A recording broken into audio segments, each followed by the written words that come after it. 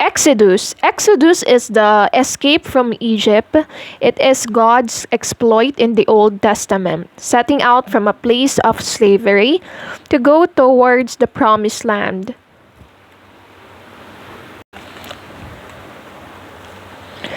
Exodus. Exodus is the escape from Egypt. It is God's great exploit in the Old Testament, setting out from a place of slavery to go towards the promised land. God frees his people with great power, a strong hand, and an outstretched man. Outstretched arm, which means striking with mighty blows and opening for them a way through the sea. Exodus is the heart of the Old Testament and makes it fully relevant in presenting to us a God who frees mankind or humankind. This book has given the Jewish religion and later Christian faith a first orientation, making them different from all other religions.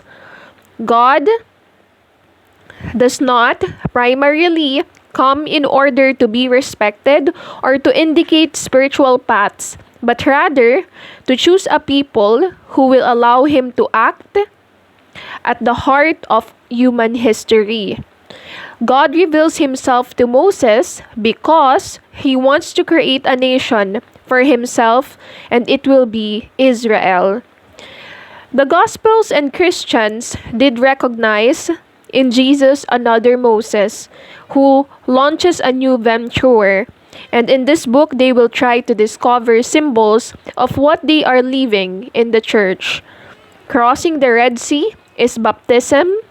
The rock from which the spring of water gushes forth is Christ. The covenant on Sinai anticipates the new covenant. In any case, we must not forget how the first experience and the significant event all began. The Exodus is first and foremost the liberation of slaves, and it is the choosing by God of the Israelites, a genuine liberation which concerns the whole human reality, individual and social.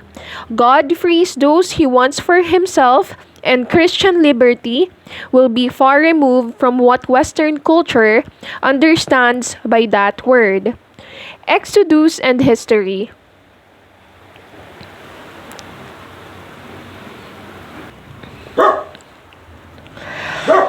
The narrations of Exodus, bound in beautiful stories, but are quite different from what we would have observed had we been there at the time. Great frescoes have been painted, but we would like to know what history would say of them. All is situated around 1240 BC, a little more than 5 centuries after Abraham.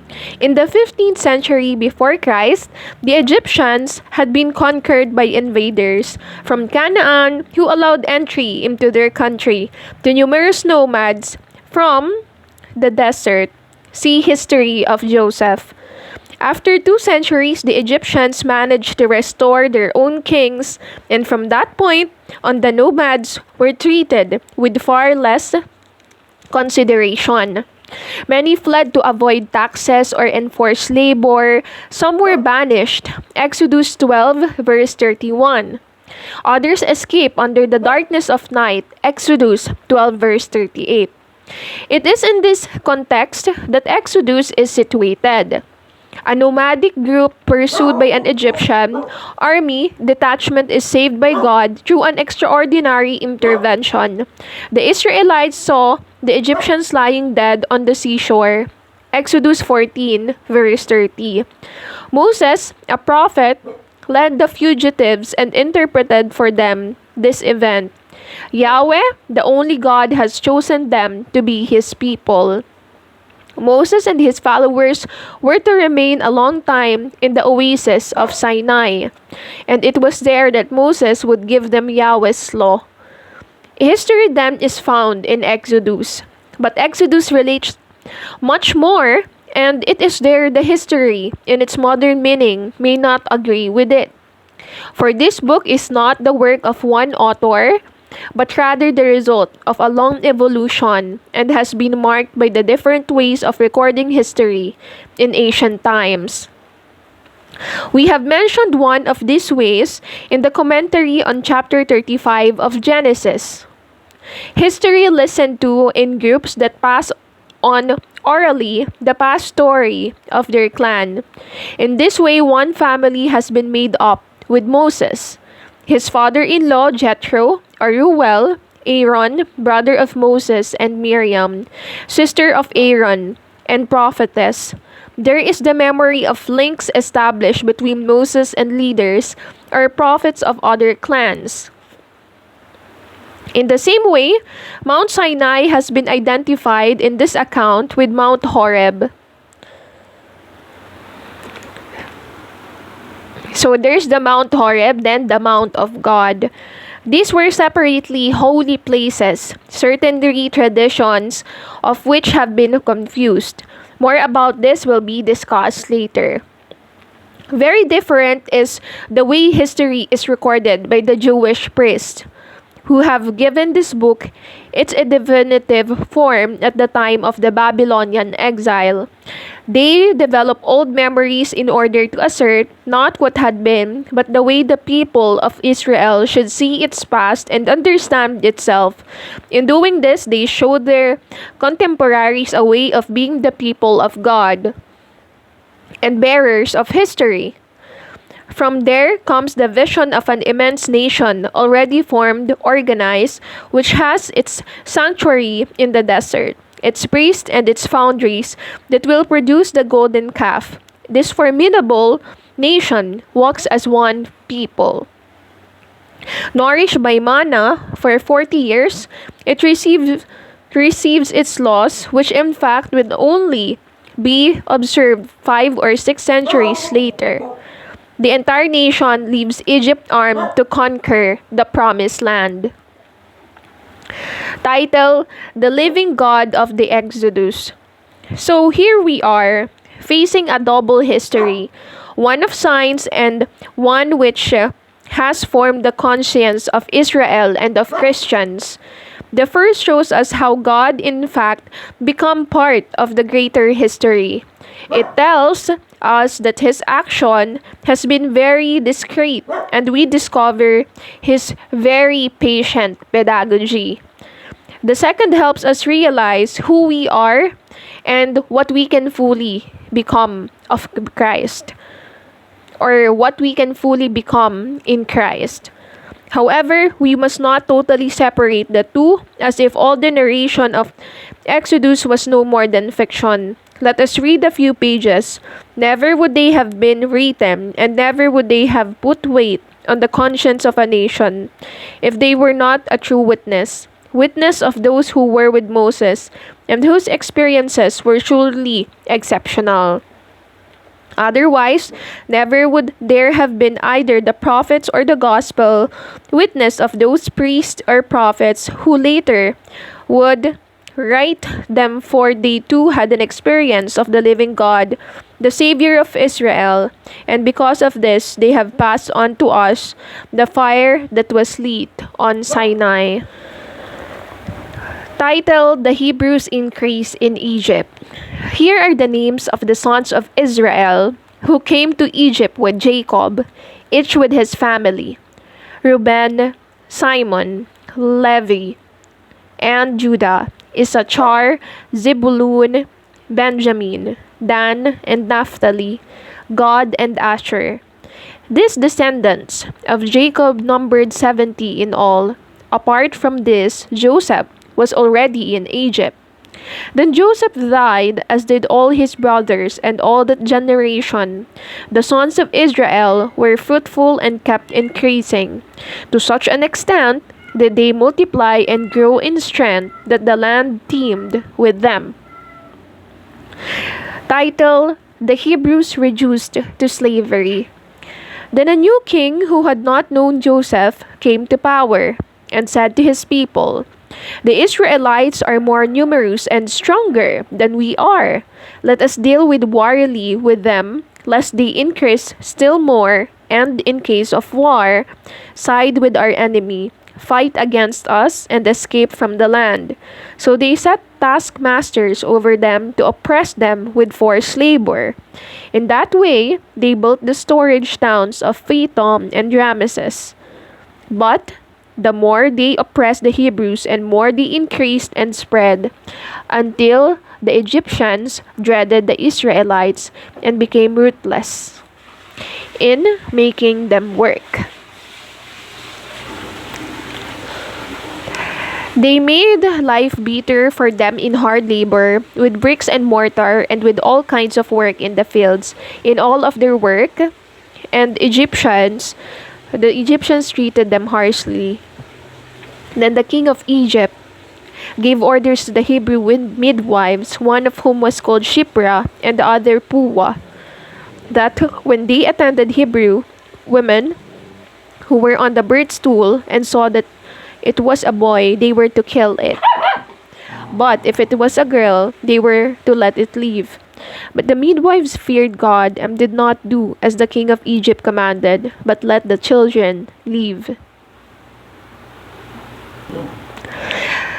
The king called the midwives and said, "Why have you acted like that and let the children live?" The midwives replied, "Because the Hebrew women are not like the Egyptian women. They are vigorous and give birth even before a midwife arrives." God blessed the midwives, and the people increased and became even numerous. Because the midwives revered God, He made them mothers of families. Pharaoh then gave this order to all the people: "Every infant boy born to the Hebrews must be thrown into the Nile, but every girl may live." Title: Moses saved from the river. Now a man belonging to the clan of Levi, married a woman of his own tribe. She gave birth to a boy, and seeing that he was a beautiful child, she kept him hidden for 3 months, as she could not conceal him any longer. She made a basket out of the papyrus leaves and coated it with tar and pitch. She then laid the child in the basket and placed it among the reeds near the bank of the Nile. But the sister of the child kept at a distance to see what would happen to him.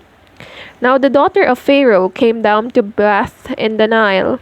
Her attendants meanwhile walked along the bank. When she saw the basket among the reeds, she sent her maidservant to fetch it. She opened the basket and saw the child, a boy, and he was crying. She felt sorry for him, for she thought, "This is one of the Hebrew children."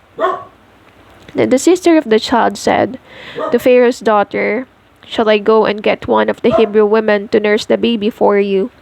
Pharaoh's daughter agreed, and the girl went to call the mother of the child. Pharaoh's daughter said to her, "Take the child and nurse him for me, and I will pay you." So the woman took the child and nursed him. And when the child had grown, she brought him to Pharaoh's daughter, who adopted him as her son, and she named him Moses to recall that she had drawn him out of the water.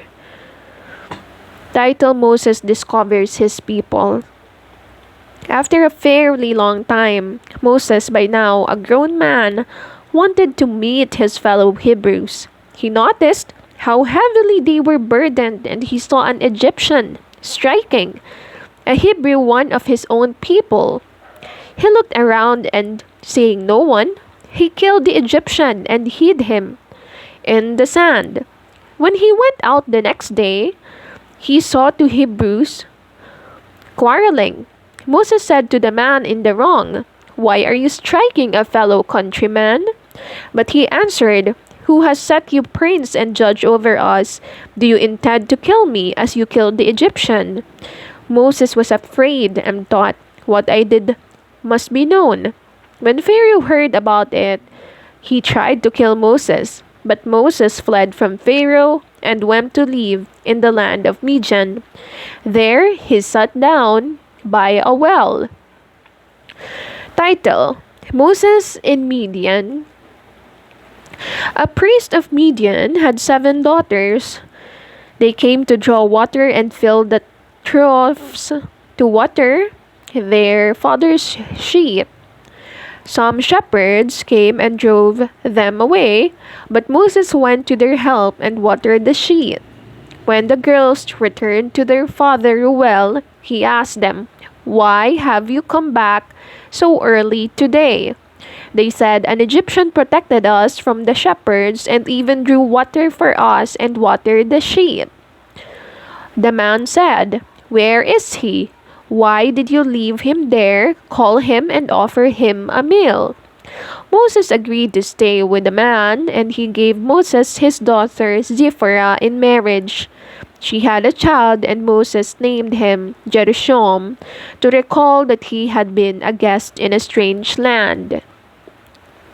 Title: God Remembers Israel. It happened during that long period of time that the king of Egypt died. The sons of Israel groaned under their slavery.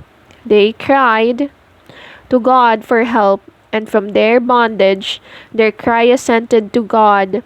God heard their sigh and remembered his covenant with Abraham, Isaac, and Jacob. God looked upon the Israelites and revealed himself to them.